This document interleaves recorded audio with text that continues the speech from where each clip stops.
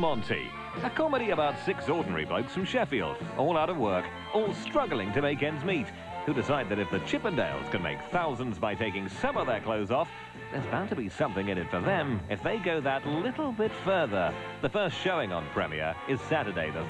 From the advanced publicity, you may think it's about a bunch of guys that take their clothes off, who form this strip act. But the reasons that each of these guys have for doing that are very, very real and very felt. The character that I play, for instance, Gaz, he has to come up with 700 quid or he won't be able to see his kid again. So he's forced into that situation through that circumstance. Really, the idea is that these guys just kind of get a little bit of self-esteem back, and they kind of, some of their relationships with their sons, wives are kind of improved a little bit, and they've got that little bit more strength for the kind of fight that's to come. And the most important thing is they do the strip together, and the film's about solidarity as well. It's a kind of, I would call it a Saturday night film.